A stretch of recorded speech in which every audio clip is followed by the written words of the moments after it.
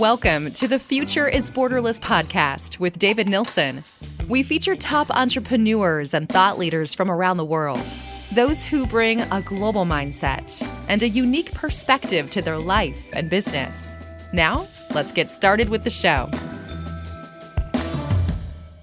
Hi, David Nilsson here. I'm the host of this show. Here I connect with leaders from around the world who have what I refer to as a borderless mindset. And what we're really looking for is those that can share experiences that we can all learn from, experiences that can be applied both in your personal and professional life, and ultimately helping us to lead and grow in a rapidly changing world. Now, this episode is brought to you by Doxa Talent. Doxa Talent helps businesses to source full-time, highly dedicated workers from all over the world. And as a result, these companies can scale faster, increase margin, and improve culture.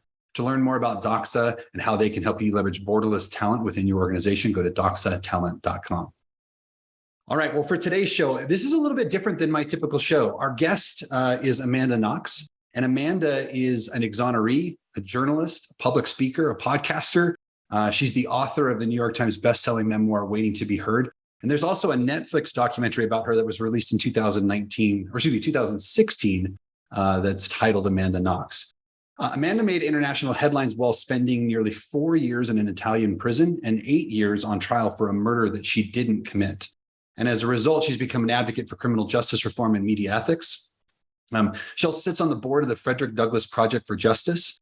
And the reason I brought her on the show is because she really knows what it's like to lose it all and then thrive coming out on the other side. So Amanda, thanks for being on the show. Thank you so much for having me. I'm excited. Yeah, this will be fun.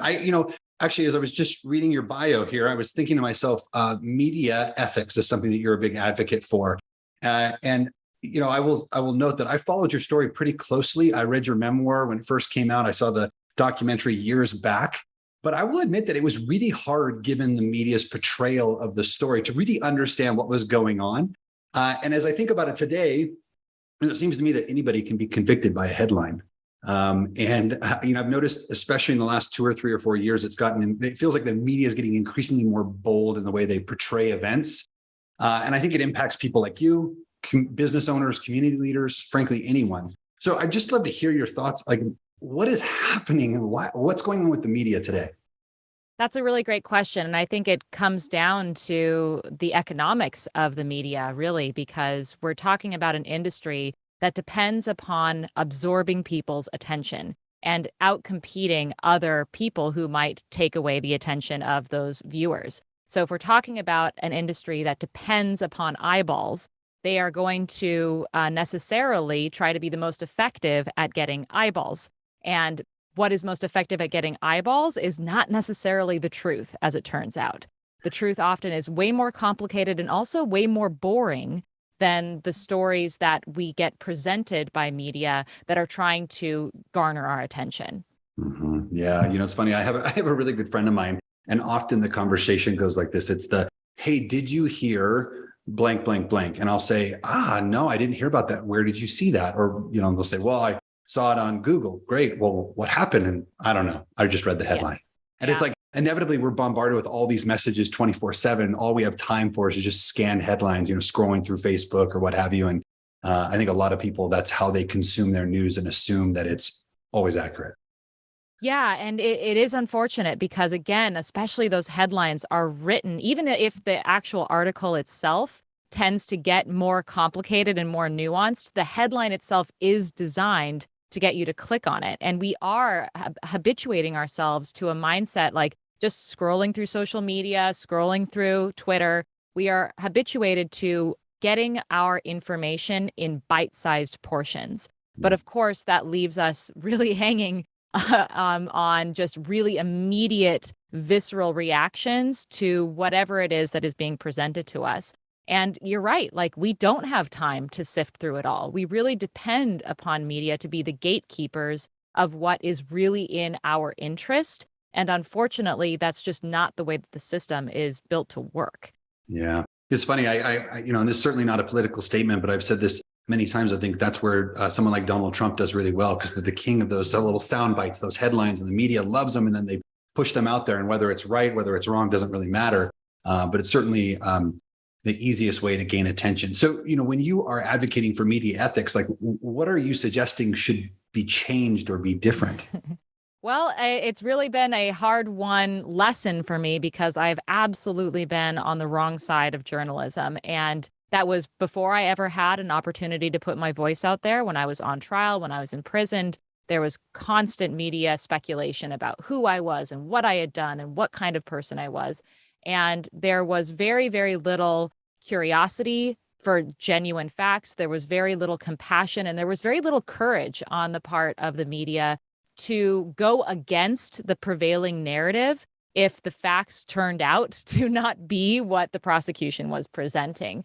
And it really was me sort of realizing that was what was lacking, a genuine curiosity in what the truth was and believing that the truth mattered.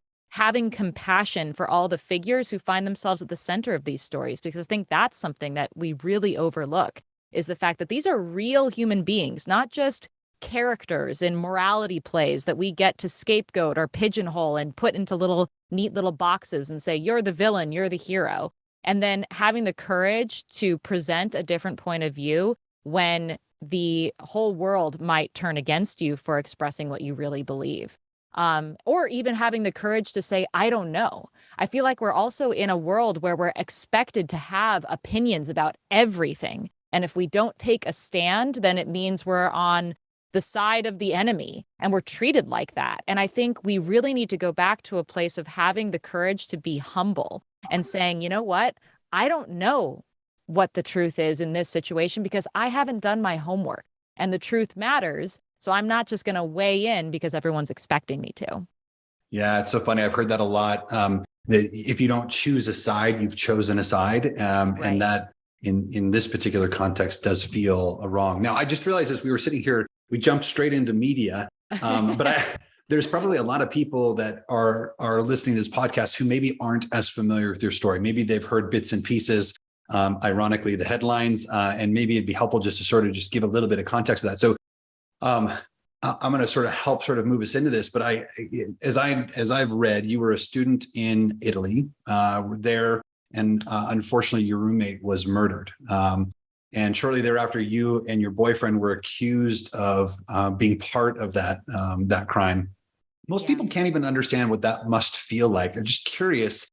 I mean, awful incident, but when that incident turns into an accusation of you and your character and your participation in it, what does that actually feel like? I mean, I'd love if you could put that into words. Ooh, yeah. So I think that the words that immediately come to mind, if I were to try to condense it down into just what is it, it is profound shock at one's own vulnerability and the chaos of violence and the chaos that results from violence. So, Meredith and I were very similar. We were young women who were studying abroad in another country.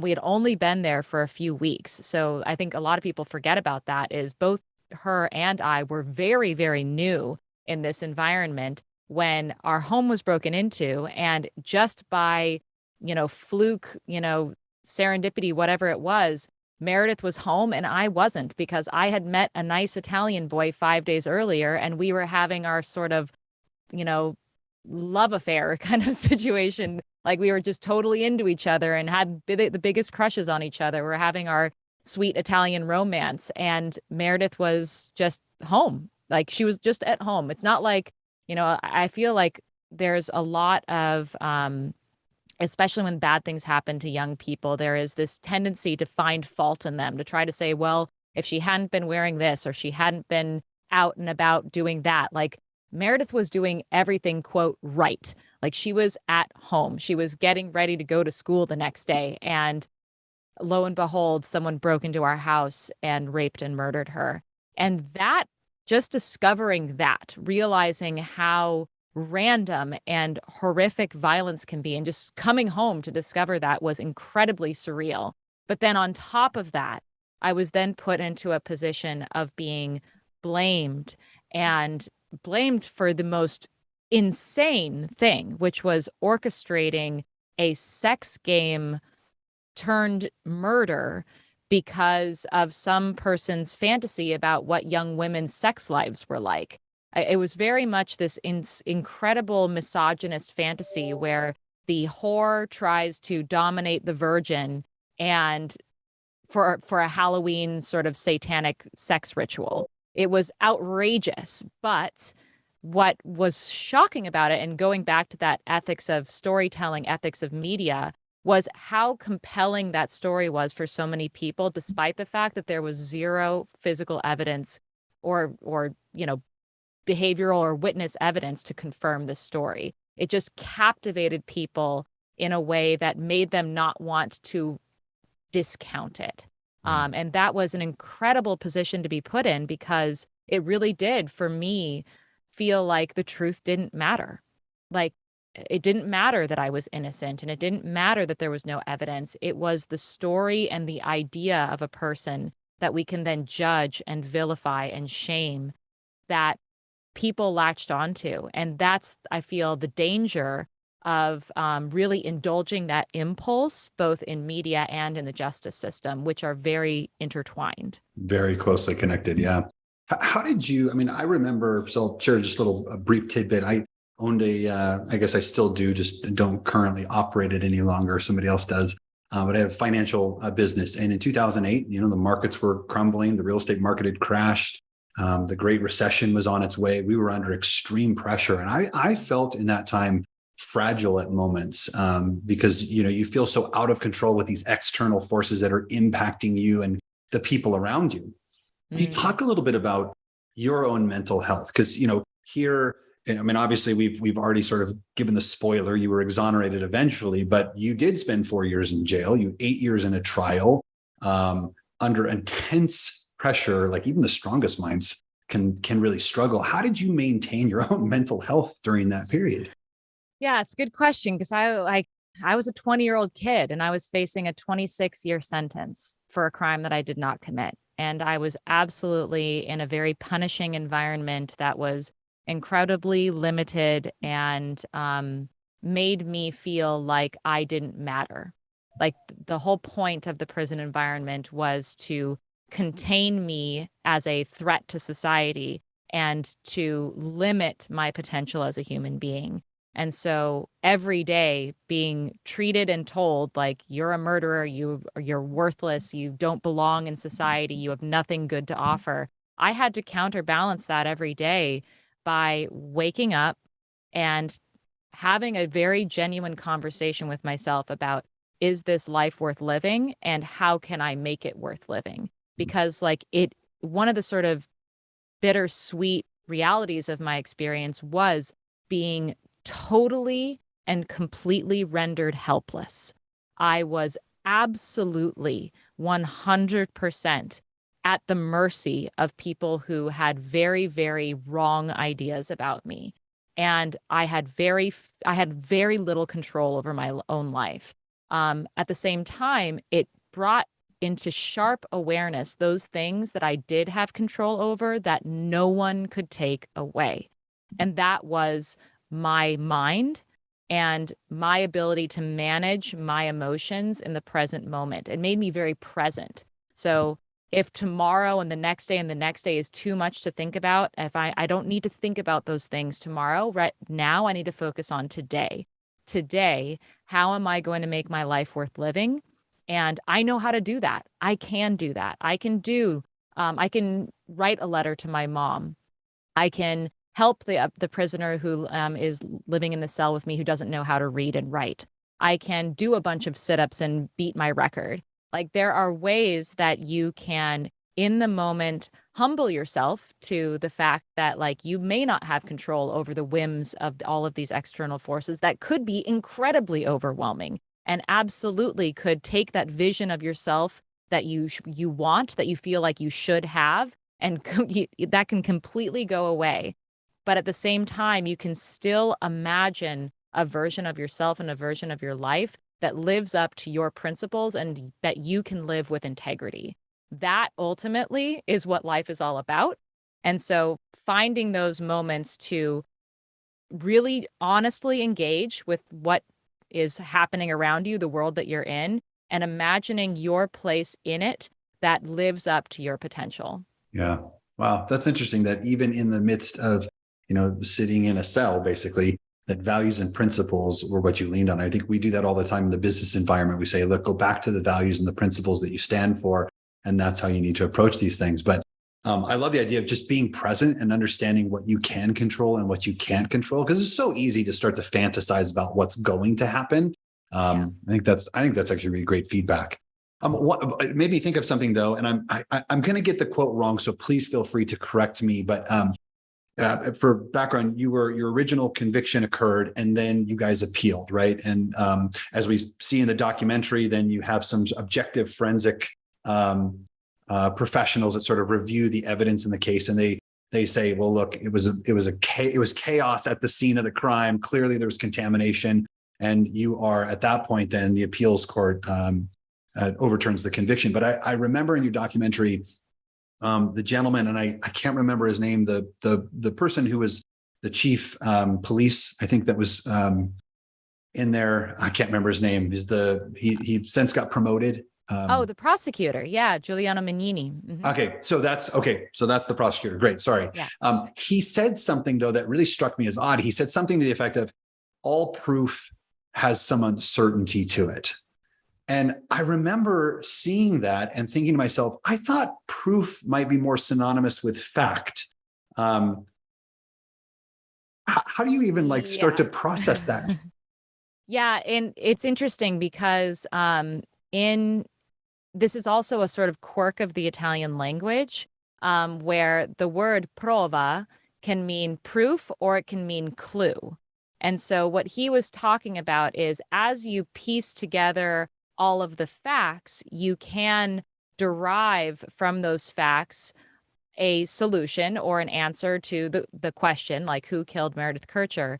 But there might be elements of uncertainty, like one of the things that he talked about in the documentary was, well, Meredith's body was covered by a blanket.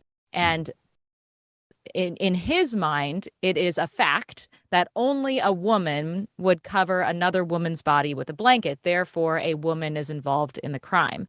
But one could argue that that's not actually a fact. That is an interpretation. And a male person who could have committed this crime could have covered her body with a blanket. So I think that when he's talking about building the case against me, what he's talking about proof and certainty, I think what he's talking about is reasonable doubt. He's talking about how there's always going to be doubts in any case, because you can never have perfect evidence. It's not like you were standing in the room watching it happen as it happened. No one is. So there is that element of uncertainty. But does the evidence logically lead you to conclude beyond a reasonable doubt? And I think he's trying to suggest that despite the fact that there were so many doubts, about my participation in this case, he's acknowledging that there are doubts. There's no definitive proof. He's saying, well, there's proof enough because I think the story I constructed has enough behind it to sustain it. What's unfortunate is he's never really grappled with the fact that, one of the things that my attorneys brought up in court, he said 0 + 0 + 0 still equals 0. In my own case, the prosecution brought forth a lot of, quote, facts that they felt were really, really compelling. Like there's a homeless guy who in the night of the murder says he saw me around a basketball court that was near the house where the murder happened. And they say, look, that is a fact. That is proof that she was on her way to the murder. And it's or that homeless guy saw someone else or didn't see me. And it's a lot of shady interpretations of alternative facts. Another thing that they say in Italian is la tua verità, la mia verità, my truth, your truth. There's this subjective quality to truth that I feel like they're more comfortable with, that in our culture we feel is we would never say what's your truth, what's my truth. We would say there's the truth, and then exactly. One of you is either living not in the truth or is in the truth. Like you can look at facts from a different way, but like a car wreck, we all saw a car wreck, but you're not going to have a situation where one person says there wasn't a car wreck and another person says there was. Yeah, it's even hard. It's hard for me to imagine even watching it and going back through the story again. It just feels like there were so many holes in it, and yet it was for some reason it was being accepted by so many people. One thing that wasn't really covered as much, at least I'm actually very interested in, because I'm a father. I've got two daughters, one 5, one 4. Is that your family made a huge sacrifice to be there for you, to make sure you had proper defense.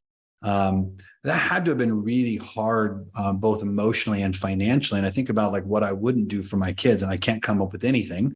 On the flip side, even as a business owner, you come up with these hardships, and then you have to decide like, what am I going to do about it? And you're dealing with that constantly. But I just think as a father or a parent, I should say, excuse me, but I'm relating to it as a father. Like, how were they able to sort of make it through that, both emotionally, financially? Because it had to have been a massive sacrifice. Absolutely. No, it really was. And I think I'm really grateful that you brought that up, because a lot of people, when they talk about wrongful convictions cases, they really focus on that person who's at the center of the firestorm.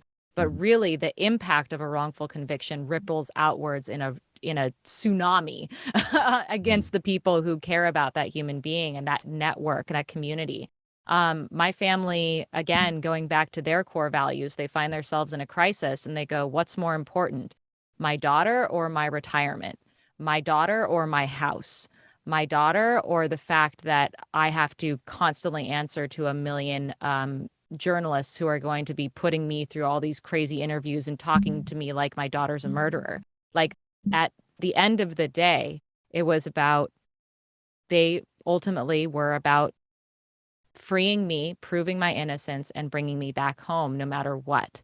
And it was, I mean, I do not, I'm a mother now. I have a young daughter at this point, and I know that my parents would have wanted to have, if they could have taken my place, they would. Yeah. And they couldn't. And that was a tremendous hardship, because in the end, they wanted to share this burden with me and did everything they could to do so, even shielding me from some of the burden, like having to think about, how do I fundraise? How do I, my dog died in prison. They kept that from me so that it wouldn't upset me. All of these things that life keeps going on, and you still have to survive in the real world, but you are going through an exceptional hardship. Like, it took more than even just my family. It took strangers reaching out to support my family as they were going through this. And in the meantime, the really scary and sad and hard thing is, for me, even with all of that, like, my family rented an apartment in Italy, and someone was in Italy the entire time that I was imprisoned there. Someone was there to visit me the 6 hours a month that I had available to me. Someone was always there. And yet no one could be in prison holding my hand through it. And so I also had my own burden of moving through the prison environment and moving through the trial from a very particular place, that I too was trying to, like, share that burden with my family, try to let them know that I wasn't being destroyed by it, trying to reassure them that their efforts were working for me, and that I was being sustained by them. And that became more and more difficult as time went on, because I was living a very different world and reality than my family was. Like, the prison environment is incredibly different than the real world. And you have to live by a whole different set of rules and social norms and restrictions. And it brought me to a philosophical place that sometimes was at odds with my family, because my family, for them to get through this journey, they really had to believe that there was a light at the end of the tunnel, that they could not give up because they were going to achieve their goal. And for me, it was very different, because having gone through that existential crisis of realizing, oh my God, for so many people, the truth doesn't matter, I have to engage with the not with the life that I should be living, but with the life that I am living. And how do I live to my fullest potential in these circumstances? That often came into conflict with things that, like, I would have conversations with my mom where she was very much in this space of like, we're waiting for the truth to come out, and then you're going to get your life back. Yeah. And I was like, Mom, this is my life. Like, this life that I'm living right now, this is it. And whatever happens, I can't let myself and my potential depend upon the outcome that should be. I need to live to my fullest potential now.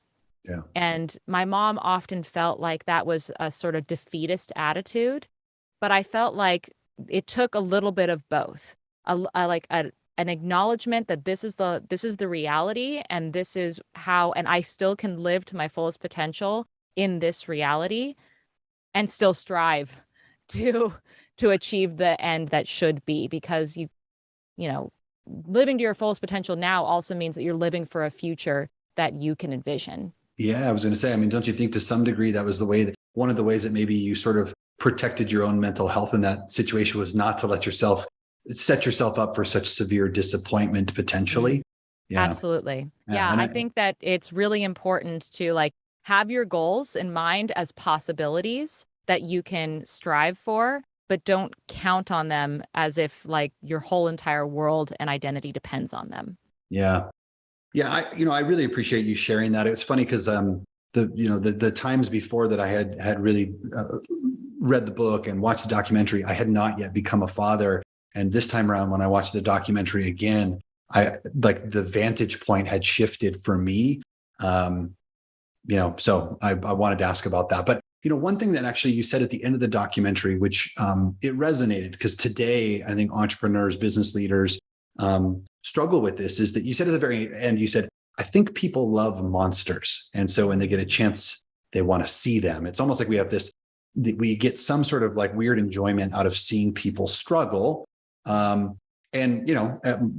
audience is predominantly business leaders. And I was just curious, what advice would you have for them, or what steps did you take really to sort of reclaim your identity after, so much had gone on social media and in the press and what have you. And, people had already determined who you were. Like, how did you sort of reclaim that? Yeah, that's a really great question, because in a really big way, I went from being an anonymous person to a monster. That was my reputation. And another word for reputation is brand. And so like, how are people going to interact with you as a human being if you represent for them an idea, even if that has nothing to do with you? And I think that, the trap that I feel that people get into is feeling like they need to be in conversation with that conversation that other people are having. But really, the key to grappling with that kind of situation is starting a whole new conversation and being the one to define the terms of who you are, what you do, how you go about, like what is your purpose, what is your place in the universe. It's not to react to what other people are claiming. It is to define your own space and do so regardless of what people are going to say, because as long as you are relying on your core values and your integrity, you can't go wrong. The problem is when we feel like we need to constantly respond to what has already been put into place. And in a way that means you're just constantly living in this grave that other people have dug for you. And instead, it's like plant your seed somewhere else. And in my own way, like I've had to really like fall back and process, like, what did this experience mean to me?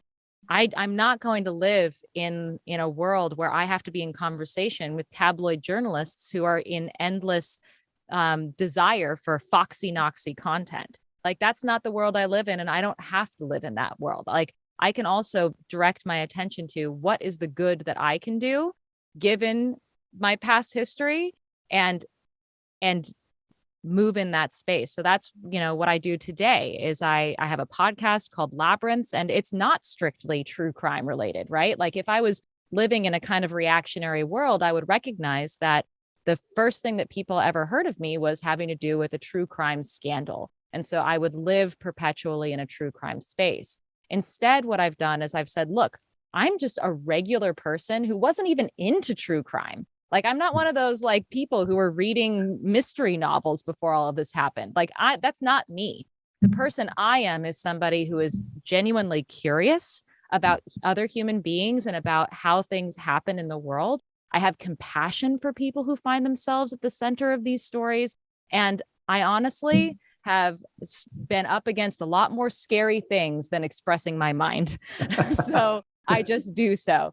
And I try to do so from a place of realizing that a lot of people feel like their stories are being told without them, that they don't have a voice in their own story. And so what I try to do is bring people back to a place of feeling like they have a voice in how their own story is told. And they are not a victim in someone else's story. They are a active agent in their own story for whatever good or ill that they end up doing.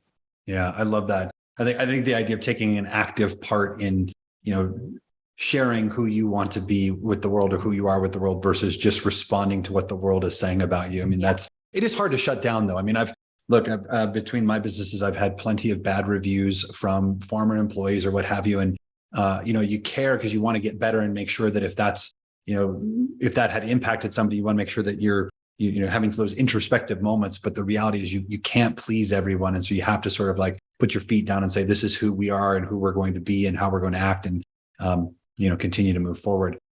Absolutely. Are you able to live a normal life now? What's a normal life? Fair question. I'm not entirely sure. I have a normal life insofar as I have a loving family. I'm married. I have a daughter. I am self-employed.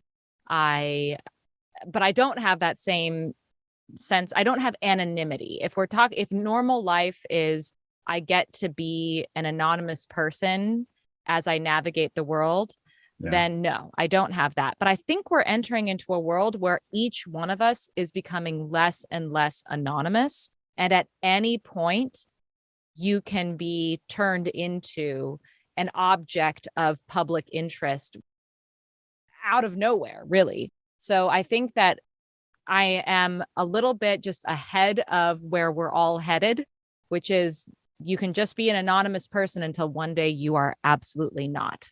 And you don't get to decide what it is about you that ends up becoming the thing that defines you. So I don't know. I feel like I got a crash course just slightly ahead of everyone. I think you got a little bit more than a crash course. You're right. There are those sort of lightning in a bottle moments, both good and bad, that sort of propel someone into, onto the stage, for lack of a better term. How would you handle that today? If you were anonymous today and tomorrow, given your experience, like what would you tell maybe an entrepreneur or a social media influencer, like what would you share with them is sort of best practices for handling those types of situations? Yeah, I think the first one is to remember that you do not have to react immediately. In fact, it's probably best that you do not react immediately. I think that something comes across our plate that's going to we are afraid is going to define us forever, whether it's based on in reality or not. And our immediate impulse is, oh my God, shut this down immediately. Oh my God. And I think that for people who find themselves immediately in a situation like this where a story is unraveling about them, they want to nip it in the bud. I totally get it. But also in the heat of the moment, you are potentially not going to have your mind ready to construct an alternative narrative that is more based in truth and more based in your principles. And so really like getting a sense, like taking a moment to be present, to pause, to consider the circumstances and what resources there are around you. Sometimes the best way to respond to a narrative that is unfolding is to not respond at all. I think that's something that is overlooked by people, because unless someone's throwing you in a jail cell, it could be that this doesn't actually impact you to the extent that you think it will. And instead, if you keep living your life and working with integrity, that is going to be the thing that ultimately defines you, and not the scandal that suddenly comes out of nowhere. So not feeling compelled to react to something unless it deserves, unless you feel especially that there is some truth in it that should be acknowledged. Like, that's where it all comes down to. So not feeling like your identity is ultimately defined by others, because it also depends on who you're thinking your identity needs to be defined to. Like, there are going to always be, like, I'm at peace with the fact that there's a number of internet trolls out there where reason is beyond them when it comes to me. I represent for them the worst possible elements of humanity. And I am not going to have any kind of message that is going to resonate with them, because they've already chosen how they want to feel. And so really, if you're thinking about changing people's minds, acknowledge that you don't have control over other people's minds. You have control over yours, and you know how to participate in the world with integrity, and just do that. Yeah, it's great. Well, I'm happy to hear that you've married. You've now become a mother. I think that's super exciting. Tell me what you're working on today that you're really excited about.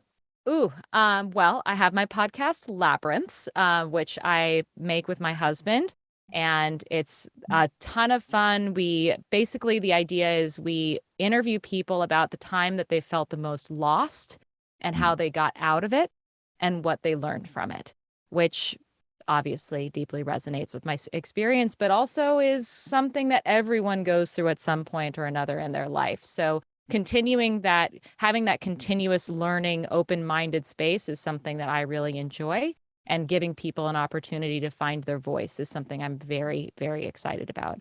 Beyond that, I have a number of things in the works that I can't say, but they're Oh, the exciting. cliffhanger. But you'll find out. Well, I do know though that you do speak on occasion, and I do. that's one of the reasons I wanted to bring you on here, is because I think your story has such interesting correlations to what an entrepreneur can experience. Definitely on a different scale and very different circumstances, but the mental health, the stress, the pressure, the sort of public component of it. I'm just curious, when you speak to groups of entrepreneurs, what is generally your message for them? So I think a lot of people want to know what it's like to be on a path and then to undergo a catastrophe that completely throws your path off. Like entrepreneurs are people who have a mission. They have a vision, they are going for it. And one of the most disheartening things is when that vision is ripped away from them because of external circumstances that are not in their control.